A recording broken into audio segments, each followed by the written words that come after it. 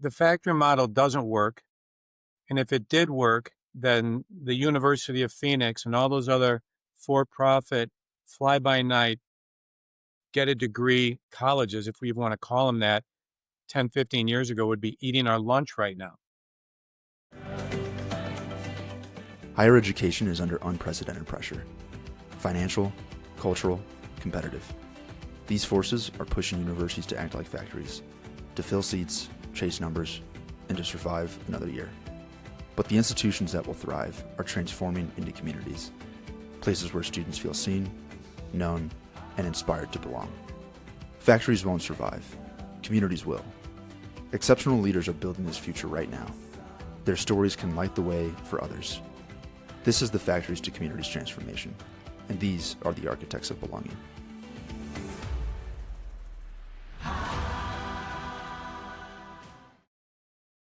Well, Jeff, thanks for joining us on our Architects of Belonging video series. How are you doing today? Today's Halloween, so how are you doing? It is Halloween. I'm happy to be here. I got my vampire teeth right here next to me to scare all the students that come in. In fact, I got 2 sets of them right here. And Just for backup, yeah. yeah, that's right. In case the first set wears out. No, I'm doing great. We're past the midway point in the semester, and so things are going well. Awesome. Well, we're super excited to talk with you about how you're building community and belonging at Adrian College. We're going to explore a few things today. We're going to talk about your personal why, how you're leading through the pressures that are facing higher ed today, and to the name of the video series, how you're architecting belonging in your own unique ways. But before we get into that, we do want to do like a little bit of just like a brief intro on you. We're going to do the easy part. We call this the LinkedIn intro. So Jeff here, you've been the president at Adrian for 20 plus years. Prior to that, you were at Washington and Jefferson College, but then you've also spent a fair amount of time in higher ed as a student as well. So from undergrad all the way up to a PhD. But tell us maybe a little bit, who is Dr. Docking outside of what we can see on LinkedIn here? Yeah, so grew up in a college town in East Lansing, Michigan. So I've never known living in an area without a college or university nearby. Can't imagine ever living in a place without a university nearby. Probably one of the reasons subconsciously why I wanted to work in a college or university. My dad was an educator in K-12 education. I ultimately became a superintendent of schools. My mom was a homemaker, very traditional family, older sister, younger brother. Certainly kind of wasn't born with a silver spoon in my mouth. Kind of the Protestant work ethic was a big deal. And when I was 12, my dad said, go get a paper route so you can buy a bike. And I delivered, in the snow in Michigan, 6 months a year, the Detroit Free Press, and made a little money. And I think that set me on my way to believe that with hard work and perseverance, a whole lot of good things are possible. That's awesome. And from what we know, you're a big hockey fan as well, right? Should have mentioned that. Good. Yeah, that is first among equals with a lot of sports that I like. Loved playing hockey all the way up. Found that when I got inside the boards and on the ice, all my other problems in life went away. And the first thing I did when I got to Adrian College was build a hockey rink. And now we have 7 hockey teams and a lot of national championships. So I still get to scratch that itch every day. Occasionally I'll jump on with the boys or the women, skate a little bit, and act like I'm 18, although I'm far from it. So, but they let me score now and again, and I still feel good about it. It drives my wife crazy. And there's one other thing as well. We may touch on this in a bit, but you're an author as well, right? You've written a book, yeah? Yeah, written 2 books, both of them really focused on the same thing, which is, in a word, I'm worried about small private institutions. I'm afraid that they're going to go away, which they are. And I've sort of put together a model that I think has worked very well at Adrian College. And instead of just keeping the secret to Coca-Cola locked up in a vault, shared it in a book that's really kind of a recipe book. It's not, big words and ethereal language. It's just, this is what worked here. And I think this might be able to work on your campus. And so that was the first book. And then the second book was essentially creating the college of the future, which really looks at what we need to do over the long term to save these types of schools. Awesome. Well, I think that gets into maybe the first topic we really want to jump into, which is this whole why, and particularly in what we call a challenging era. So, we understand that for most leaders that are in higher education, there's a why to what they're doing. There's a calling to it. However, in kind of what we're seeing today, colleges are closing. There's the belief in the value or even the ROI of it is declining. And kind of to put it shortly, the essence of higher education is almost being questioned. So we really wanted to start off with just what is your why? If you've made a life out of your career in higher education, what is fueling your commitment to being a leader in this today? Yeah, I think that my first why really goes back to what it means just to be a human being. And I don't think that any of us in any country around the world or any walk of life can really be satisfied with just thinking about ourselves every day. And so our why has to be working on something bigger than ourselves, working on something that helps others, serves others. I think this is grounded into our DNA. So, if you're working in education, as I am, you think, okay, my why is to try to help students understand that their life, their own personal happiness, their value on this earth can expand exponentially if they get educated. And that if you look at every survey out there, I mean, people that are highly educated live in safer neighborhoods, self-report as happier, they can provide for their families. They do make more money. I mean, this is data-driven stuff. And that it really begins with education. Education is the key to a better life. But, a lot of people have similar whys. I mean, if you're building a better engine for General Motors, your why might be that you're helping people be able to get to see their loved ones or get to be able to travel and expand their own base of knowledge. Obviously, if you're working in the medical industry, that's self-evident. So the real why for me is because I think we all need to be working on something bigger than just ourselves. And the satisfaction that we get from that can't be gained from a bigger bank account or wearing the right clothes or having a nicer car.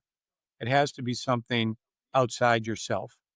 And so that's my big why. Now, we all have more than one why, and I have some smaller whys.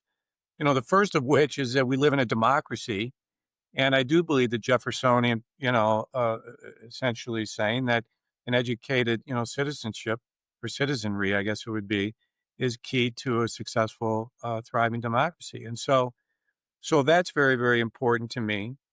And some of it is that, as I said earlier, living in a college town and being around what I call novice adults, 18 to 22-year-olds, is just an age that really works for me. And I think a lot of it boils down to, there are writers that say that 80% of the big decisions that you make in this life are between the ages of 20 and 35. What's my career going to be? Am I going to get married? Am I going to have kids? Where am I going to live? What are the values that are going to, these things really codify in a very short window of life. And so to be able to get in at the front end around 20, 21 years old is an amazing responsibility, but incredibly exciting for me. Yeah. Yeah. And out of those, Jeff, which one, like we know things are getting tough in higher education, and you really don't have to be in it, but you still are. You've done really well in education. But which one of those whys, when you get up and your back's against the wall, are you like leaning on, and why are you still showing up in the office? Yeah, I think it's because I really feel like this time is existential. I know there's been tough times in the past for college. I'm sure that, I lived through the Great Depression, but I'm sure that was a very, very difficult time. Certainly World War I, World War II. I think the Civil Rights era, really put some strains around higher education, both good and bad ways. But as a good friend of mine at Nike said a couple years ago, this one feels different. And it does. And the first paragraph of my first book, Tim, since you referenced it, is why I'm writing this book. And as I say, the first paragraph, I'm writing it because I'm very, very worried that these schools are going to go away en masse. And that was now it's probably 7, 8 years ago that I wrote that book. That's exactly what's happened. And we're losing it somewhere between 60 and 80 schools a year. And I read an article a few weeks ago that said there's about 270 of the small privates across the country in a pool of essentially 800 to 900 schools. There's about 8 to 900, depending on how you count. Adrian College is out there. And fully 270 of them are walking the plank. And we've got to figure it out. And not only for the students at those schools, but for the communities that they're in. So do you feel like this why, this sense of purpose, the core of it has stayed the same, but it actually has evolved over time a little bit as the landscape of higher ed has changed, kind of your calling for what is needed? The lens of it almost shifts and evolves to what's needed today to keep pushing higher ed forward. I do, for a number of different reasons. One is, I'm just older, right? And I think as we get older, where they say age is a small price to pay for wisdom, right? I mean, I do think you get wiser and you're able to put thoughts and words around some of these feelings that you've had, both good and bad, for a long time. And so I think that I've become more clear in the evolution of my thinking. Certainly the evolution of higher education has become clarified in some ways that we're alluding to here. Is painful. Many years ago, it's just like colleges, I don't care if it was Michigan State, Iowa, they're just always going to be here. And maybe they will. But people also thought that for the Adrians, the Albions, the Hopes, the Wittenbergs, all of them, they're just always going to be here. And given how old they are, that's probably something that seemed rational. But we're learning now it wasn't rational and that they do go away. And so when you start thinking about the first thing we talked about, namely how important being educated is, and that it really is the foundation of a democracy, and now really, really important educational, we're a particular type of educational institution, right? We can talk about that, why this kind of school has to live on to see another day. It all comes together in a great sense of urgency and clarity. I want to take a step back in time. You had made a comment about, the some of the biggest decisions in life are made between 20 and 35. Most leaders in higher education, like their first experience of actually being in higher ed was as a student, and you spent a lot of time as a student.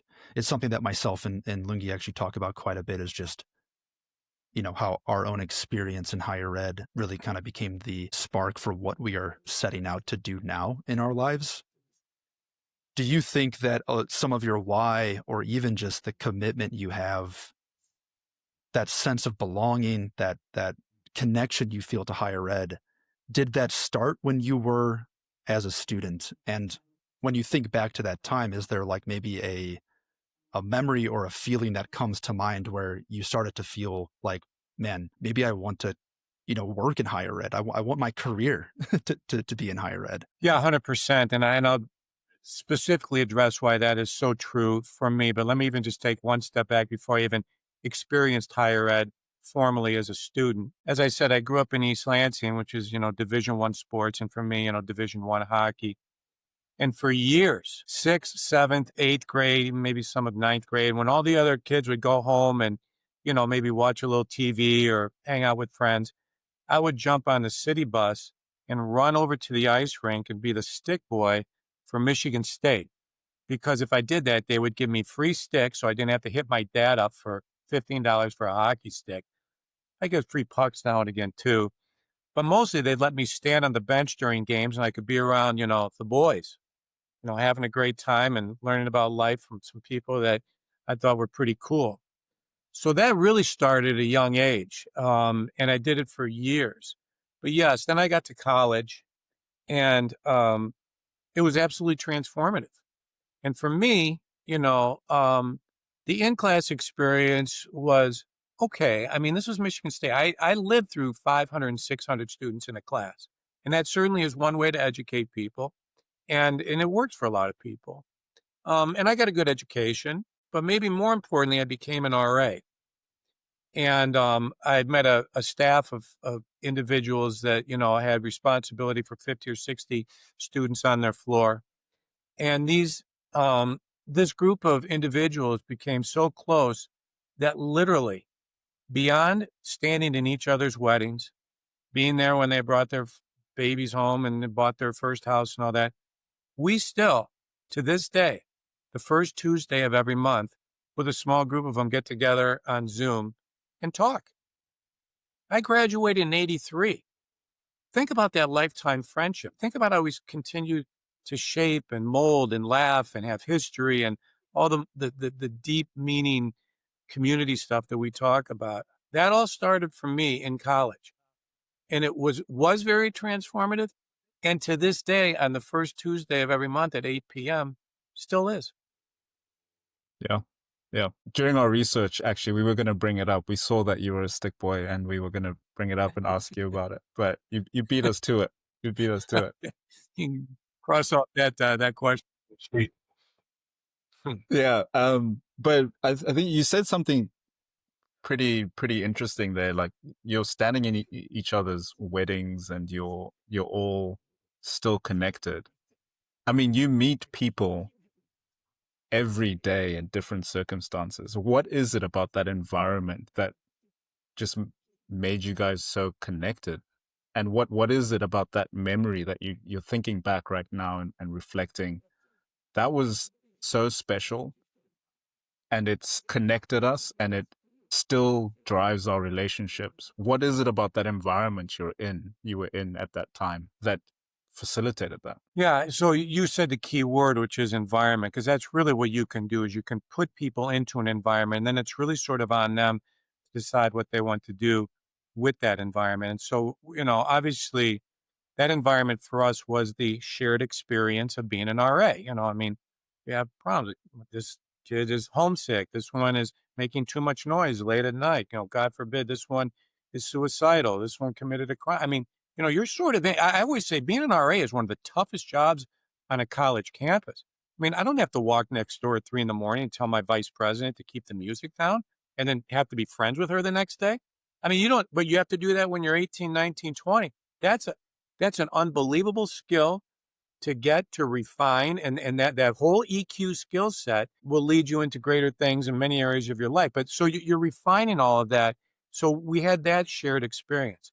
But on top of that, you're in an educational environment. So you're sharing ideas of the mind. And at least for these guys that I met through this experience and still hang out with, we're really interested in sort of the larger questions of life. Is there a God? And if there is a God, does this God interact with us? And what is prayer? And does it work? And all of that. So we went through a whole lot of sort of spiritual introspection at the time. And we literally, and this is going to sound so nerdy, so boring, you're going to be like, oh, this is brutal. Like, we got to end this interview. One guy's parents had a cottage up on Lake Michigan.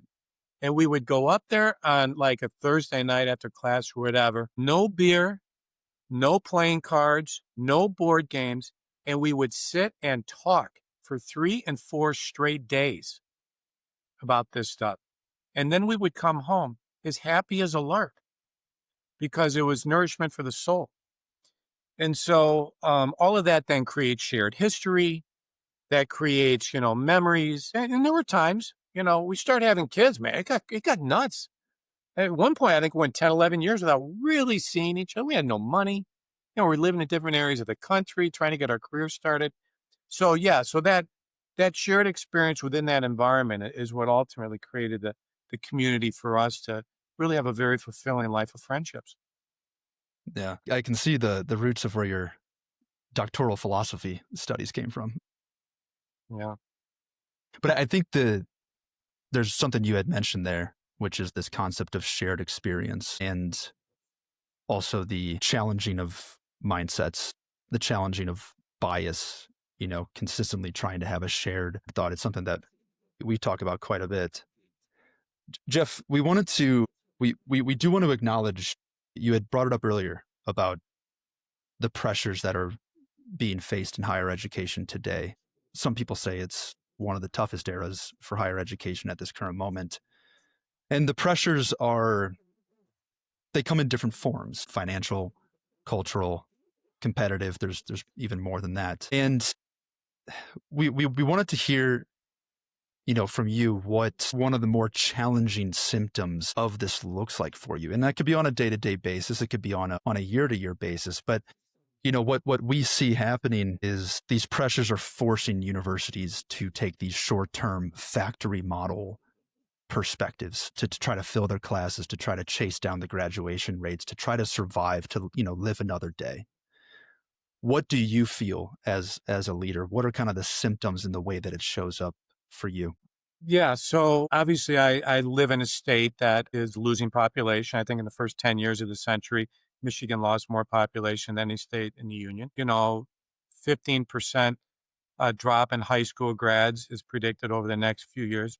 Pure data. We're not near New York City or, Phoenix or LA or one of the cities. I mean, we're near Detroit, which has its own struggles. We're out in the middle of a cornfield, lots of cornfields actually, in Adrian, Michigan, with a town of 20,000 people that has had its own tough times. And so for us, certainly the financial situation for the college experience, underlying experience that people from all over the state, all over the Midwest, and frankly, all over the country want to come to is very, very challenging. And you've got to think a whole lot about, yes, the in-class experience, although I say that, even when I interviewed here 21 years ago, the professors were fantastic and they still are. And professors, get into higher education because they care about students. This has been my experience anyway. And they really get their personal and professional gratification from seeing the light bulb go off over a kid's head and go, hey, you're good at this and you like it. They're not in it for the money. I'll tell you that right now. Yeah, the lifestyle is nice. You get your summers off and big break periods, but they're into it for the right reasons. And I think that even at the schools that are dying, that the professors are fantastic. I think what's happening outside the classroom is the perfect storm. I think it's gotten too expensive. And so that's on us as the adults in the room, the administrators, to figure out how to drive down those costs for students. I think that mass media, social marketing has really put a high premium on money over community. And so it has become, what am I going to make as soon as I get out? In the late 60s, 90% of kids said they went to college to get a better philosophy on life. Now 90% say they're going to get a better job. We got to pay attention to that and not discount that and not say, we're just liberal arts education. What you make doesn't matter. Well, what you make does matter when you're paying off student loans. And so we have to be realistic about what the market wants, but how to offer that still within this sort of traditional 4-year experience. So that's a real challenge. I think that just generally speaking, these things come and go in waves. And I do think that people are questioning the value of higher ed right now. They go, well, Mark Zuckerberg, he didn't finish his studies. Well, he's a unicorn. You can't pick a Mark Zuckerberg and say he didn't finish and he still made a whole lot of money and was successful. That's hitting the lottery. For the rest of us, it's putting one foot in front of the other every day. And so to the people who say, well, is higher ed really worth it? I don't know if my kids need to go and get a higher. I say, you know what? You go first. We'll see how that goes. Yeah. I'm a true believer. No. Yeah, it can see it. You can see it too as we're chatting. And so Tim touched on that factory model. And in your book, actually, you say you talk about the trap of belt tightening and donor dependency when things get tough. And what we're seeing is things are tough, like you said. It's an existential crisis, is what you called it, and people are defaulting, or their response, even if they don't mean to, is this factory model of just focusing on numbers, like getting students through this conveyor belt of their institution to survive and short-term goals. When we say factory model, what does that mean to you? Or because you've seen the responses, you've written about the responses of institutions during pressure. What does it mean to you? Well, I'll answer that question this way. The factory model doesn't work. And if it did work, then the University of Phoenix and all those other for-profit, fly-by-night, get a degree colleges, if we want to call them that, 10, 15 years ago would be eating our lunch right now. But, the University of Phoenix has gone from something like 500,000 students to like 150,000 students, which is still a big number, but shrinkage beyond belief. And most of those other for-profits are bankrupt or out of business. For-profit for me factory for me is like, I live next to the car companies. It's like analogous to going down an assembly line, and now you got a little English, and now you got a little history, and now you got a degree, and now get out the door and next. Doesn't work because it skips so much of the human condition, the human experience between, the ages of 18 and 25, and whenever people tend to spend most of their time in college. It's like information going through a computer chip. It's hollow without everything else that goes around it, involving belonging, community, personal growth, things that extend beyond just knowledge ingestion and to some extent knowledge creation. Yeah. Yeah. And leaning towards the community, the belonging. I mean, that's to your why. And we believe it as well. That is the future of this industry surviving. That's our thought. And is it how should people be responding in these market pressures? If the factory model doesn't work, we certainly believe that the community leaning on that is what works. But I think you have a more educated application of what community is and how to build it in our institutions today. What does work in community, in building community? I could talk about this for a while, so forgive me if I'm going on too long, and you can give me the hook, get off Already. this screen. Yeah, right. That's enough. That's enough of it. I think, let me answer it from sort of 35,000 feet. As I think I may have mentioned to you in a separate conversation recently, I teach a leadership class every other year in the fall semester.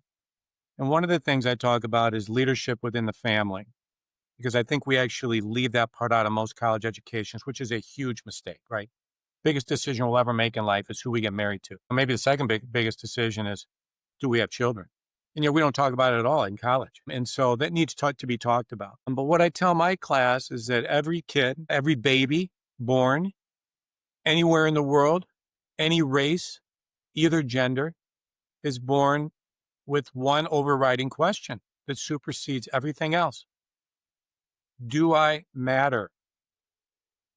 And if they get the feeling that they matter through the love of their parents, the support of the community, people around them that say, hey, you are infinitely valuable, and we're going to give you the most valuable thing we have to prove that to you, which is our time. And when parents give kids time, which is free, by the way, I'm not talking about time at Disneyland. I'm not talking about time at the local museum. I'm talking about rolling around on the floor, wrestling and laughing. I'm talking about reading books. I'm talking about walking, holding a hand, that kind of time. Then the kid gets what every human being wants, and what ultimately gets them through school and college and onto a good career, which is self-esteem.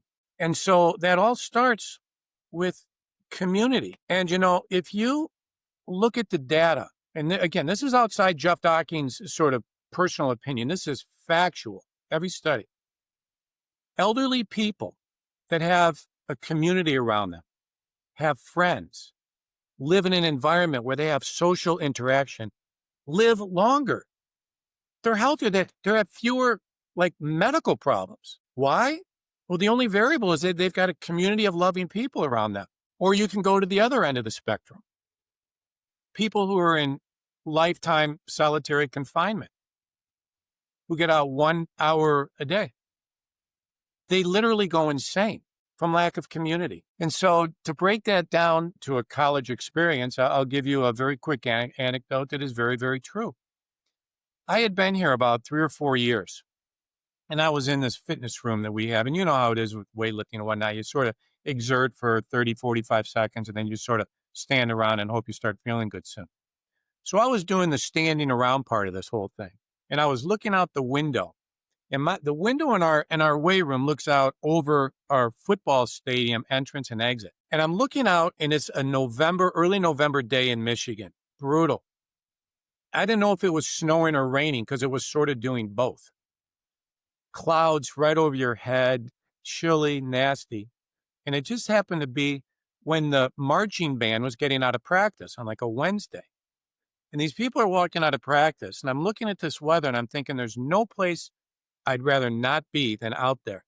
And all of these students were happy, smiling, having fun, enjoying life. And I thought, how can you be happy in this environment?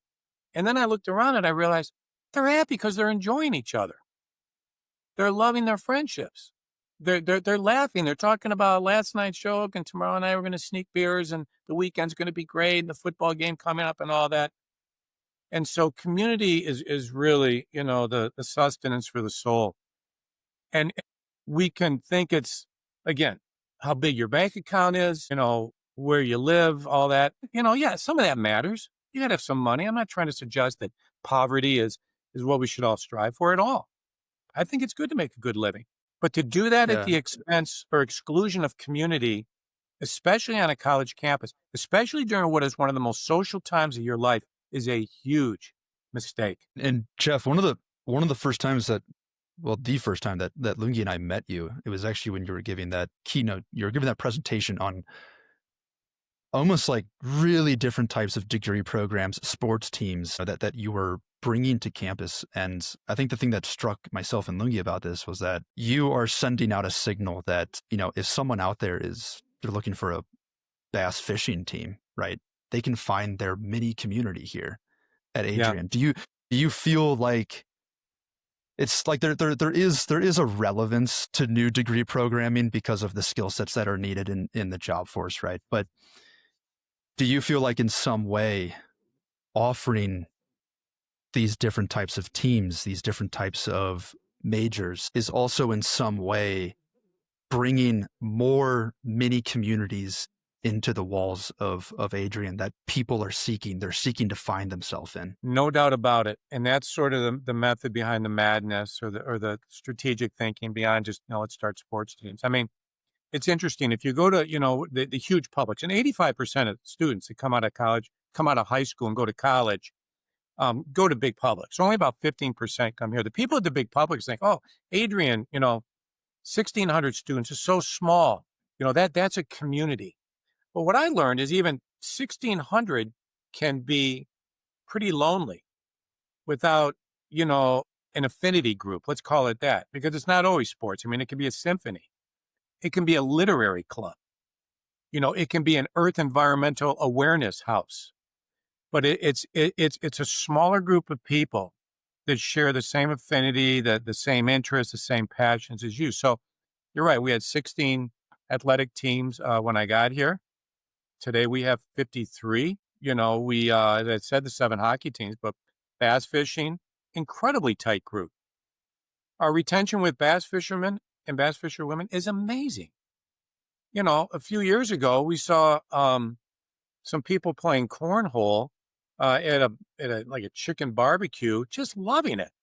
So we're like, why don't we start a cornhole team? What's wrong with that? And there's nothing wrong with it. So we have varsity cornhole, got a cornhole coach, got all the beanbags, board with the hole in it, the whole bit, bunches of them. They go to the national championships. I've seen them on ESPN.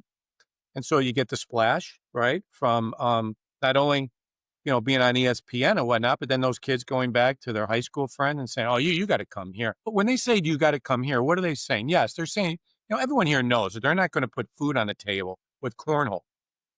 No bass fisherman thinks that they're going to provide for their family, catching bass. But what they do think is I'm going to get a college degree. That's the most important thing. And they do get their degree, but they do something they love at the same time. And I still to this day can't find anything wrong with that. And it creates pockets of community all over this campus. That's awesome. Unconventional way of creating community, I think. One cornhole at a time. Well, I love that. I'm going to use that after this. I'm going to get off and start using that. We bring kids in one cornhole at a time.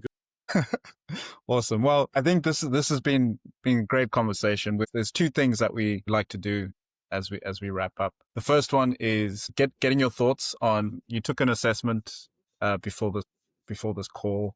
It's just a challenge to start the conversation on how people are building community in their own environment. Just any quick thoughts? I think you came out as a belonging leader on it. Any quick thoughts on the assessment? Well, the thing I like about that assessment, is that it forces you to think about things. Like you can just sort of go through life and like maybe you're vaguely aware. And I'll give you one that we didn't score real well on, and that is really doing intentional, sort of massive outreach into the community. We probably are a little more insular here than we should be in the city of Adrian. And so I lift that up as something that we can work on. But, I can go year after year without really being intentional about doing that. But once I take the assessment and once I see, oh, my score on this is not what it should be, then you start putting strategies and ideas and energy behind solving that issue. But then on the flip side, obviously those areas where we scored well, you can double down on that. You can say, okay, let's even figure out how to enhance these things that seem to be going well. Awesome. Yeah, I love that. And then the second thing and the last thing is there anyone currently in higher ed that you admire that's also building community in their own ways that we should interview? Tim and I will hunt them down. We'll hunt them down and try bring them onto this interview. I think I think it's hard to find institutions that don't have, presidents that are working on the community. I mean, for all the hits that higher ed has taken over the last several years, when I get together with these presidents and higher ed administrators, what I see are good people who got into this for the right reason. I mean, right. No 18-year-old says, hey, Mom, I'm going to go into education because I want to make a lot of money. I mean, that's ridiculous. And so you get into it and you stay in it because you care about these students, you love community, you care about these college campuses deeply, and you want to do everything humanly possible to put them on a positive trajectory. So the vast majority of presidents that I know are doing great things and their heart's in the right spot. If there's one thing that I would encourage leaders to do vis-a-vis community and other tough decisions, it's to have courage and not wait until you've got 100% support, because that's fictitious. You got to get the data, the information as best you can. And it may be 51-49 some days, but you got to bust a move, because we're in an era where students and families want to see us bust a move and do some things differently to drive down costs and to provide this 4-year experience that's just not replicated anywhere else in the world. And by the way, I believe that's true. Very unique situation we have here in America with our colleges and universities. Very well said.